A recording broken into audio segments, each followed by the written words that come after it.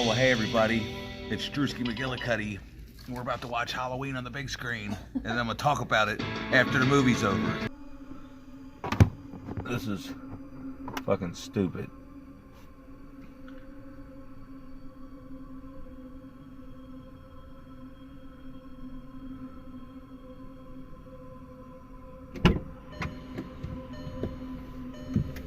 Oh my God. Shut up, I can't help that.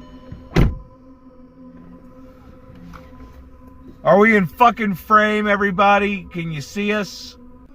Hope so. So we just got out of Halloween 1978 in the movie theater, and yeah, I decided we're gonna let the secretary be in the review because I was there. And she's been waiting to tell you people about how she feels about Halloween just as much as I've waited to tell you people how I really feel about Halloween, because I'll be honest with you, over in Killer Flicks, I like to give people the business. Like, stop talking about Halloween, blah, blah, blah, blah, blah. It's not all that great, blah, blah, blah, blah. But I'm a fucking liar. I'm a goddamn liar. One thing is, it's a completely different experience seeing it in a theater. Drum Dums just went and saw it in the theater, and he brought up a great point about how the breathing. Yes. You don't really notice the breathing much when you watch it at home. Right. I'm assuming it's because none of us have a 7.1 Dolby Digital surround sound at our house, unless you're fucking rich. But we're not all fucking rich. So I'm not rich, so I paid $10 plus another $10 plus another $40. You don't know how much I paid. We spent so much fucking money to go see this fucking movie. We had 2 beers apiece. It's ridiculous. It was like $40 because it was like $8 plus $1 to upsize your drink.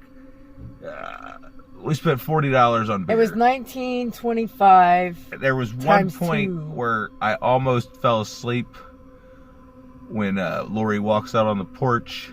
From the time that she walked out on the Doyle's porch over to the Wallace's porch, I had drifted off, and I woke up and I was like, fuck, I shouldn't have drank that beer. But anyway, we're not here to talk about beer and falling asleep. We're here to talk about the movie. What did you think about the movie? I mean, I've always enjoyed the movie. We've always enjoyed the movie. But, I mean, as time has went on, I found little issues. Oh, there's a lot of issues with this movie.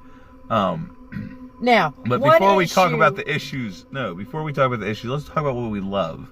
Okay. What I love is, I could literally, I fucking love this opening scene with just the, you saw my intro. It was inspired by the intro to this movie, with the slow zoom on the pumpkin while they're showing the opening credits, and they're slowly zooming in on the pumpkin. I don't know what it is about it. It's just perfect. It's genius. John Carpenter is a goddamn genius. And, I often say, oh no, Wes Craven's my favorite horror director. That's a fucking lie too.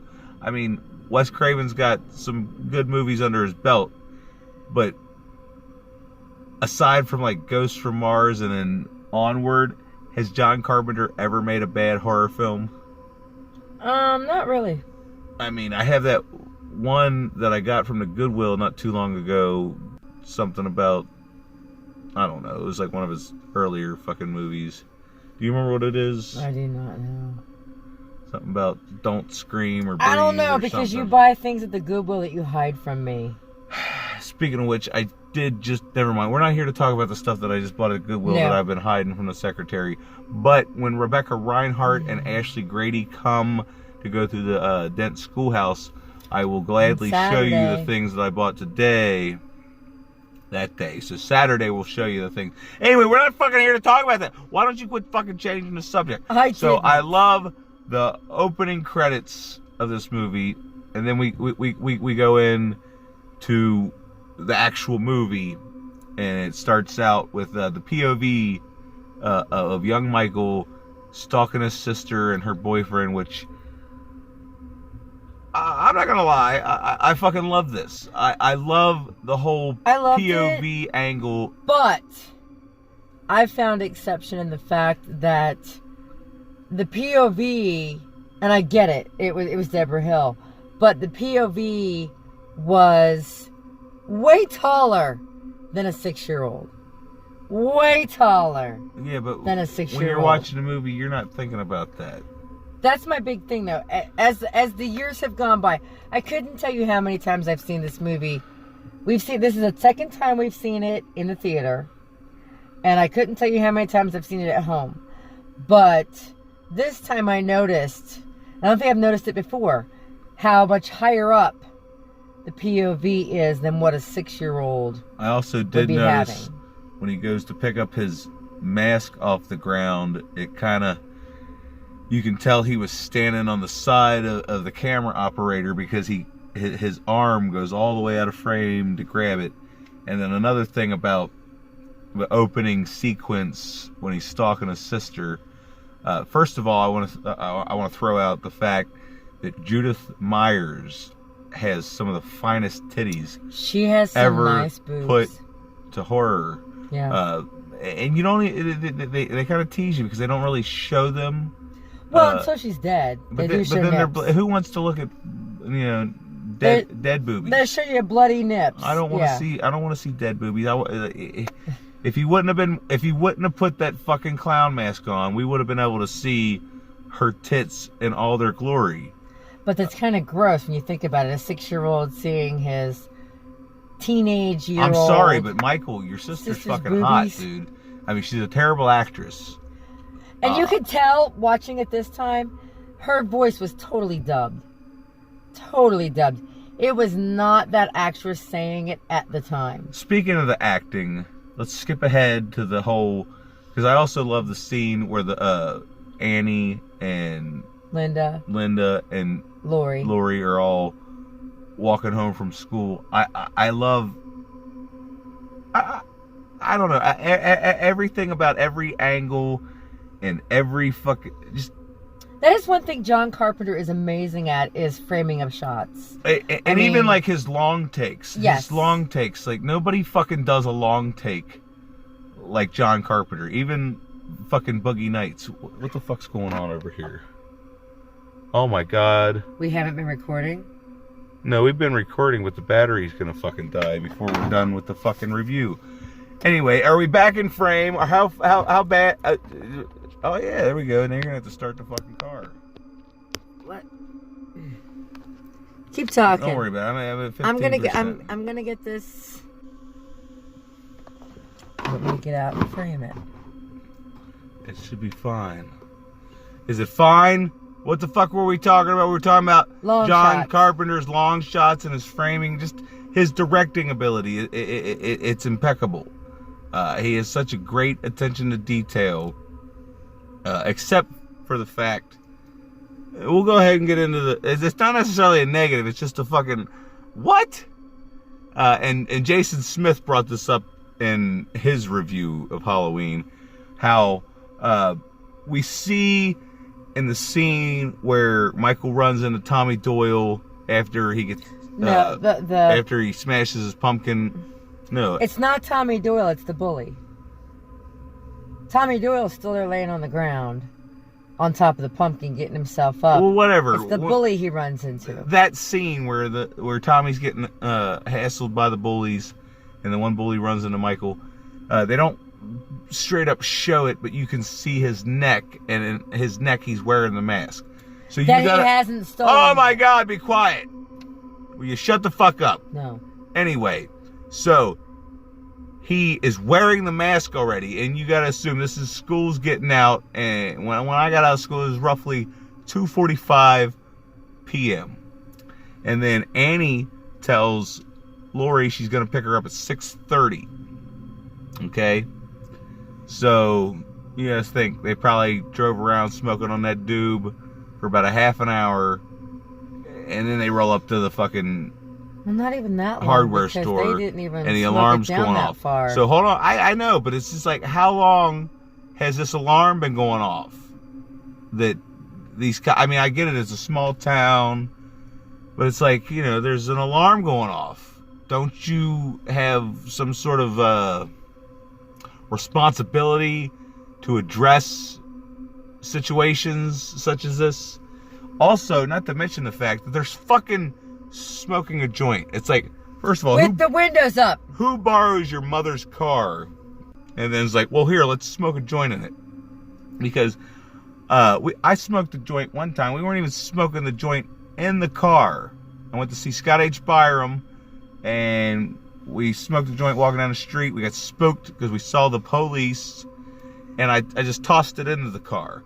We put it out, we tossed it in the car. I was like, okay, well, let's walk back. My car smelled for 2 weeks. And it wasn't 2 weeks. It was like at least weeks. 3 days. You didn't drive the it. Strong odor of marijuana. Weeks. So, for me to believe... Residual stink. For me to believe that Lori and Annie are smoking this joint, and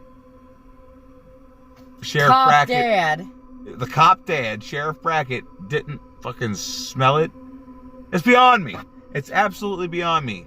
And, you know, maybe Lori was right. Maybe he did smell it, and he just didn't say anything at that time. Because it's his daughter, so really, what's he going to say?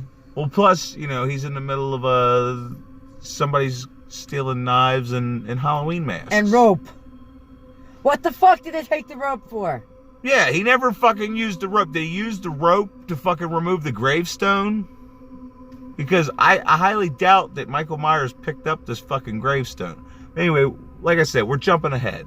We've jumped ahead because I also want to talk about their walk home from school. I love everything about that scene. Just even though all these leaves look extremely familiar, as if they fucking picked them up from the last scene and then strategically placed them for this scene. Because you keep seeing a yard with leaves, but then none of the leaves in the back, or none of the yards in the background have any leaves in them.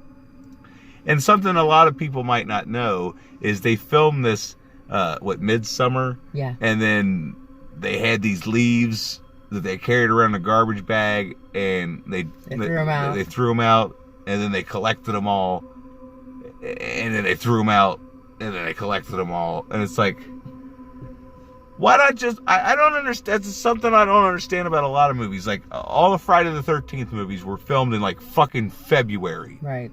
Yet, all these kids have got to get in this fucking lake. All the Halloween movies were filmed in summertime. Like, how hard would it be for somebody to just film a fucking movie in the month that it's taking place? They don't want to wait a whole year, is the problem. I don't give a fuck. It's the whole studio thing. But that's all beside the point. Just like I said, I've been a liar. I've been lying to people in killer flicks, pretending like I don't like this movie. Well, I'm not saying I don't like it. I fucking love this movie. I'm saying I'm tired of hearing talk about it. It's not even this. This movie doesn't come out for another whole week. And we've been hearing about this since January. Having it shoved down our throats since March. That's the only thing that's a problem. I've always liked the Halloween franchise. I just kind of get tired. See, I haven't. I haven't liked the Halloween franchise because I'm with Cody Leach. Like this, if this was the only, like, I watched Cody Leach's review and I agreed with pretty much every fucking thing he said. And then I watched his Halloween 2 review and I pretty much agreed with everything he said. I think if John Carpenter would have directed Halloween 2, it would have been like astronomically better than it turned out. Because like he said, Friday the 13th was a response to Halloween. Halloween 2 was a response to Friday the 13th. That's why they went the whole slasher angle and blah, blah, blah. But we're not here to talk... We're not fucking here to talk about Halloween 2. We're talking about Halloween 1 and how it set the groundwork. It laid the groundwork for every slasher to come. Well, because you have... it invented pretty much the final girl. Yes. And Laurie Strode. It invented, the whole teens drinking beer, having smoking premarital reefers, sex. and having premarital sex, you gonna die. Right. Okay.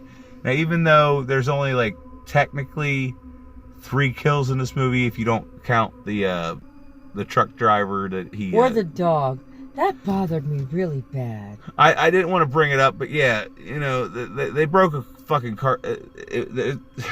I mean, first is the dog that he ate that they didn't show.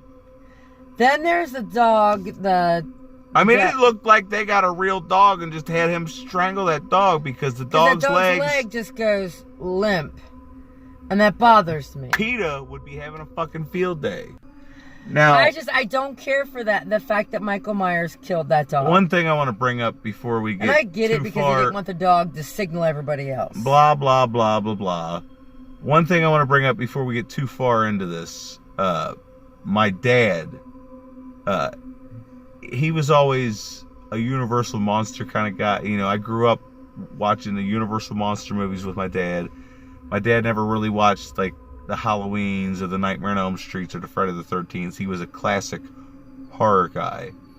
But him and my mom both constantly told me the story about one of their first dates. When they first started dating, they went and saw Halloween in its original theatrical run. And my dad, he's not ashamed to admit it, and my mom is not ashamed to tell me the story constantly throughout my life about how they went to see this movie, and then when my dad got home, he turned every light in the house on, got a baseball bat, and went and checked under every bed in the house, checked the closets, basically checked every nook and cranny in the house to make sure that there wasn't some guy wearing a William Shatner mask, waiting to stab the shit out of him. And that's one of my favorite stories that my parents have ever told me. But here's the other fucked up thing. The first Halloween movie I ever saw was Halloween 3. And we'll talk more about that when I actually watch Halloween 3. That's the first one I ever saw as well.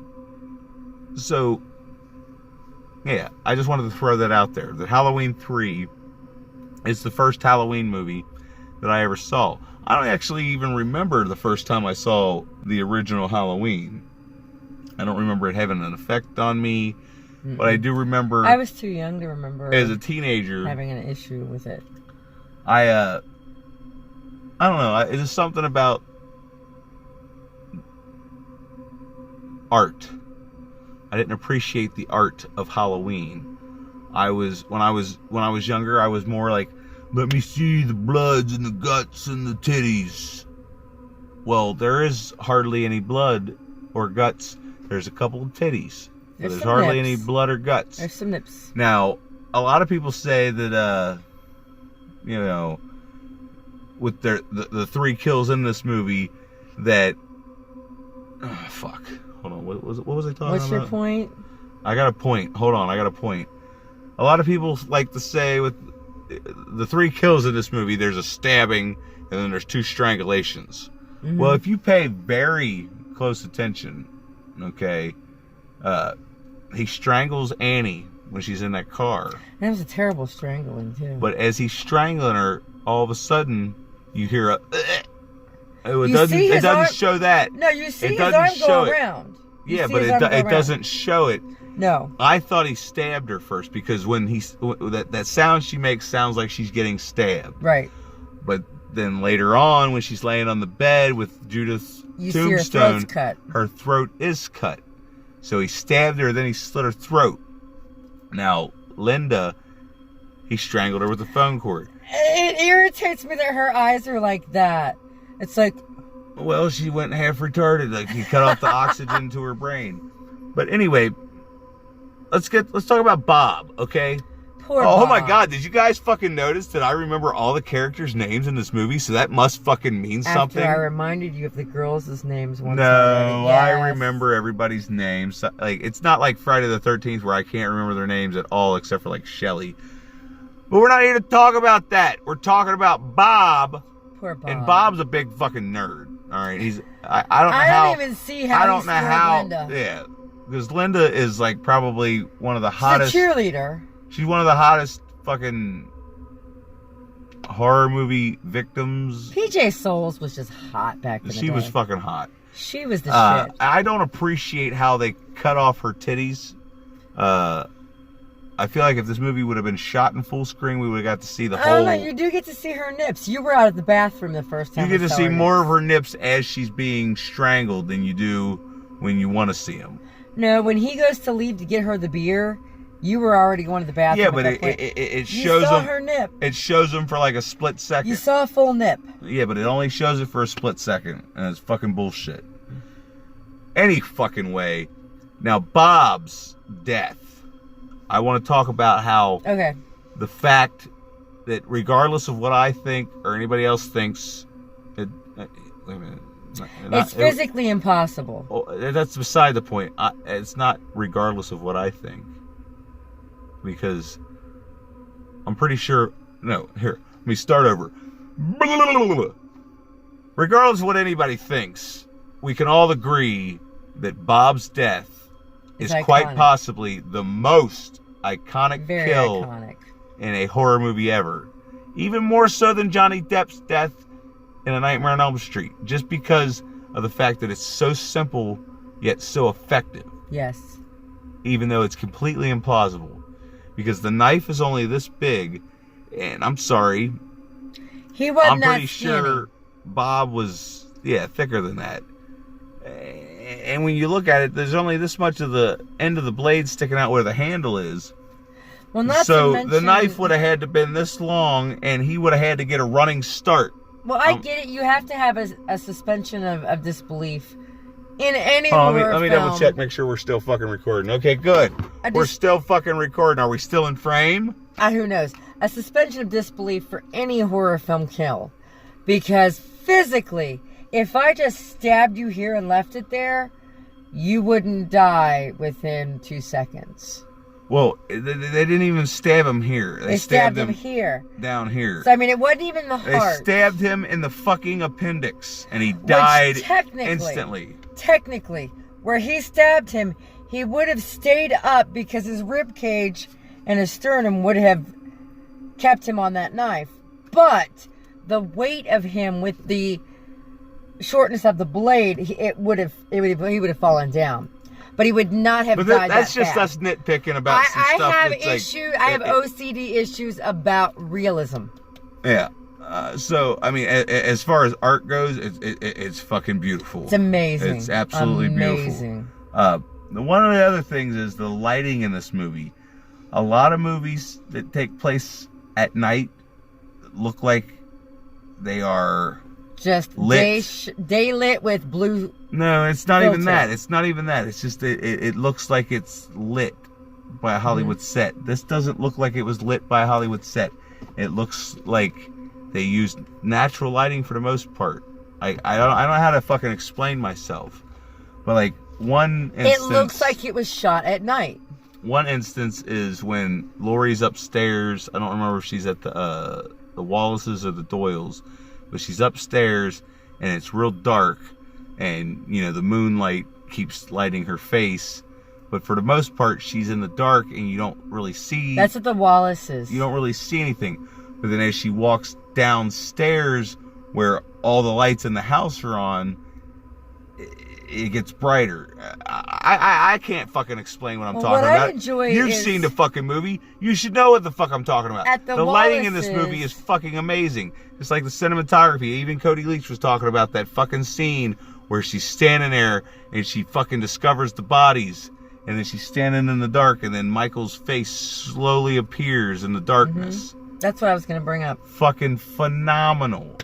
Phenomenal. Well, I mean, the lighting, you can believe, is coming from the room where Annie and Linda and Bob are, because that was where the main lighting was. And it's just kind of, you can see the shadowing. The shadowing as well. Because the other thing is, like, with the new movie coming out, like the trailer, the lighting in the trailer, it all looks like it's it looks mass-produced studio quality shit. This looked like That's they the filmed thing. it looked like they filmed it in real life. Can they capture lightning in a bottle twice? I'm willing to take that chance next week. But we'll see. I don't know. Danny McBride is one of my favorite people, even though I don't know him. He could be a fucking asshole. But for the most part, he seems like he would be an asshole just like you. Every single thing he's done, I've absolutely fucking loved. Even A Fistfoot Way. It's like one of his first movies, and it's like extremely low budget, and it's just about this guy teaching a karate school. We're not here to talk about that. We're talking about fucking Halloween. Right. But I think the sequel is in good hands.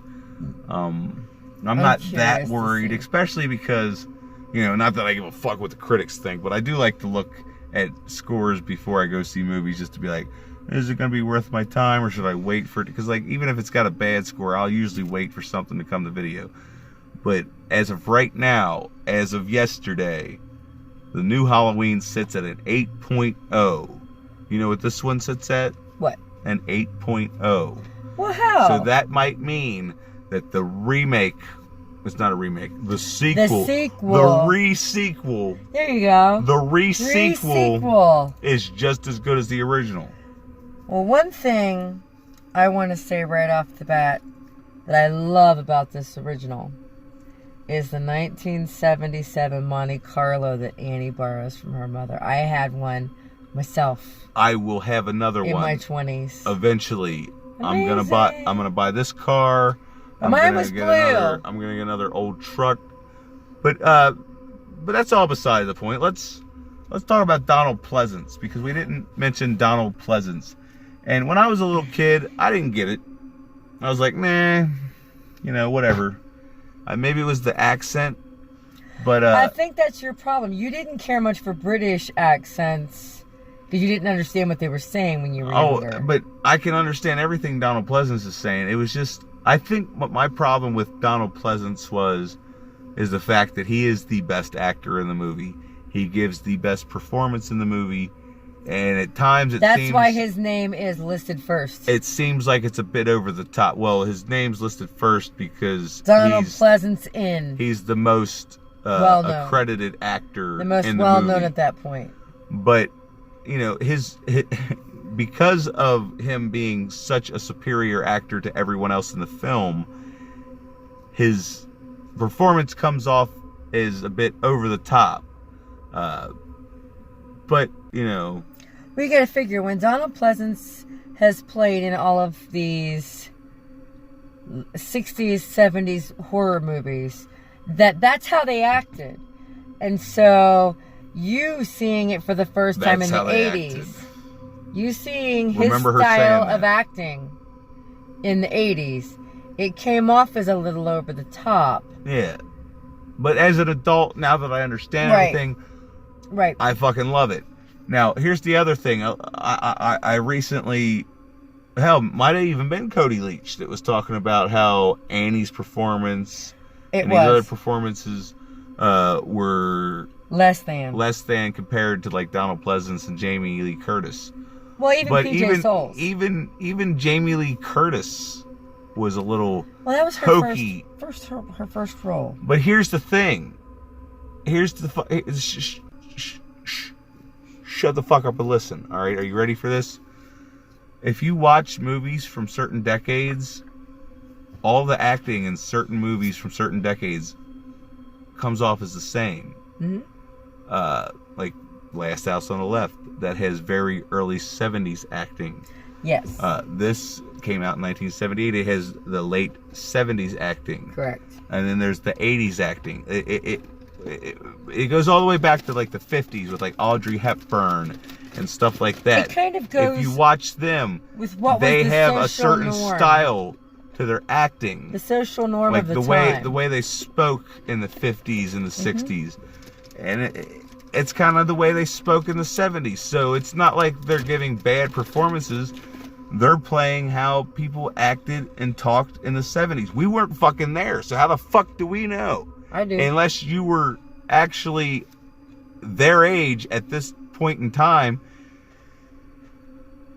Because like I said, I watched Cody Leach's review of Halloween the other day, and then I came and I watched this, and I was looking for that terrible acting, but I didn't see terrible acting. I saw what I like to call 70s acting. So, well, and see, I was only 4 when this movie came out, but my cousins were right about that age that I like really emulated. I loved these cousins. I really looked up to them. That's how they acted. That's how they talked.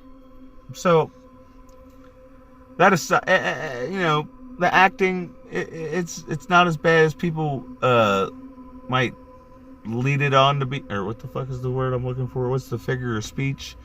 I'm trying. It's not as bad as people let on. Right. Okay, because a lot of people don't realize that. You watch any horror movie from the, like, even Black Christmas. I've only seen Black Christmas once.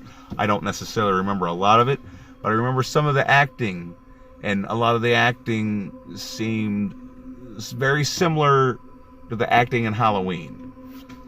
Well, and not to get on my high horse too much, but people nowadays, they like to compare these movies of this era, previous, around that time, to what they're used to now. And they don't stop to think this was new then. This was not something that was, cliche and old. That, this invented cliches. Correct. This is what started the cliches.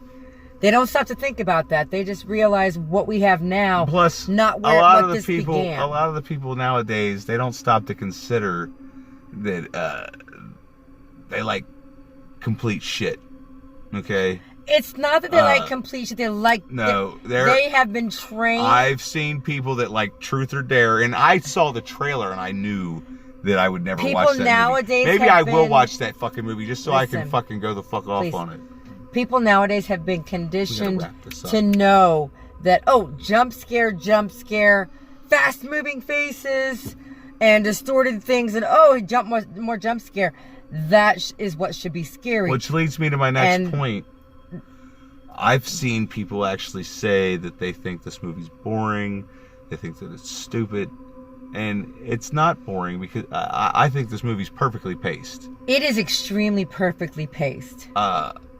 It almost feels like it's 45 minutes long. Exactly. It could go another half hour. I was in the theater and I had to pee real bad. And I was like, you know what? I'm going to wait. And I'm glad I did because the movie was almost over. But these are the same people that like movies like Truth or Dare, The Bye-Bye Man, fucking Twilight, all that shit. We saw the trailer for the Twilight 10th anniversary. Oh my God. Did you know that they're bringing... Is why he brought that up. But seriously, I don't understand what the fuck is wrong with this last generation of children. I thought the millennials were bad. Gen Z is horrible. But anyway, we're not here to talk about that. We're not. We're here to talk about Halloween, and we're going to rate it. We're going to rate it. You know what I'm going to give it? What are you going to give it? Y'all didn't see this fucking coming. We're giving it a Drum Dubs Purple Unicorn! I know, I can't fucking believe it myself. I fucking love this fucking movie. What do you give it then? I give it a silver star. A silver star. Fuck her. She don't know what the fuck she's talking about. Bitch is fucking crazy. No, She must be thinking about Halloween 4 and Halloween 5. See, because that's what I think of when I think Halloween. It's like they let it go this far. But honestly, if they would have fucking just made Halloween and it been a standalone movie, this might possibly be higher up than Dawn of the Dead on my fucking best horror movies of all time list. But because of the sequels, I don't know why. Honestly, don't ask me to explain my fucking self. But because of the fucking sequels, it took away from the magic of this fucking movie. I think you're right about that. It took away from the magic of this movie. It was the sequels that did it, except for number 3 because it had nothing to do with it. But I think that's what killed the franchise for me was the sequels. And we'll get we'll dive farther, blah, blah, blah. We'll get farther into that shit as we go through the Halloween movies because this is just the beginning of my Halloween series. I am going to wait until after we watch the new one before I watch Halloween 2, 3, 4, 5, 6, 7, 8, 9, 10, 11, 12, 13, 14, 15, 16, blah, blah, blah. Just because the new Halloween is a direct sequel to this fucking movie. Right. So why the fuck would I want to watch any of the other movies in the franchise and until fucking afterwards fuck my shit up? Right. So I'm going to fucking wait until after we watch the new one. Gotta have our mojo right. So hopefully we can get a fucking seat next Tuesday, and I can get my fucking Halloween 2018 review out before Drum Dums, before Cody Leach, before Chris Stuckman, before Jeremy Johns, if we don't before get a seat on the Zach 16th, Maul, we are getting a seat on the 18th. before Jason Smith, all you fuckers. Hopefully, Drewski McGillicuddy will be the first guy, other than these big corporation fucking network things like fucking Collider and shit. Hopefully I'll be the first little independent fucking small YouTube channel to get his fucking Halloween 2018 movie review out. Mm-hmm. But anyway, so hopefully you've liked what you've seen here. It's fucking hot as shit in here. The fucking windows are fogging up. I'm still eating. I gotta go fucking pee. I'm still eating peanut butter cookies. It's close to past my bedtime. Hopefully I can get this done so I can get it up by tomorrow and blah, blah, blah, blah, blah. Fucking make sure, for fuck's sakes, I'm talking about Halloween, so obviously everybody's going to like the fucking video. I'm talking about Halloween, so everybody's going to share the video. I'm talking about Halloween, so everybody's going to subscribe. I swear to God, if I don't have 1,000 subscribers by this time next week, I'm going to start to think that this whole Halloween get you fucking subscribers thing is a hoax. But no, I think it is anyway. I'm just kidding. Hopefully this will be a big boost for this channel. I'm slowly figuring out what the fuck I'm doing. I'm slowly getting better. So please come along with me on this journey of Drewski McGillicuddy getting better at doing movie reviews and stuff. Oh, can I bring up something really fast? Fucking hurry up. Everybody likes to bitch about, how did Michael Myers learn how to drive a car? They explained it in this movie. Any child knows how to drive a car, and maybe one of the employees gave him lessons. There was other stuff we were supposed to bring up, but guess what? Guess what, everybody? We had beers during the movie. You're going to have to wait until Drewski revisits. Try that one more time. You're going to have to wait until Drewski revisits Halloween. Right. In like 2 years. Because, everything I've learned from Drum Dums, Cody Leach, and Jason Smith. So basically, by what learned, I mean, I'm going to copy off of them. But instead of doing it exactly like them, I'm going to do it in like, a way where a grandiose fashion. No, I give like minimal effort. But somehow it works out. It works itself out. I don't fucking care. I gotta go, okay? Please so if this, subscribe, I already share. fucking said that. Tell your mama. Yeah, fucking tell your fucking mom.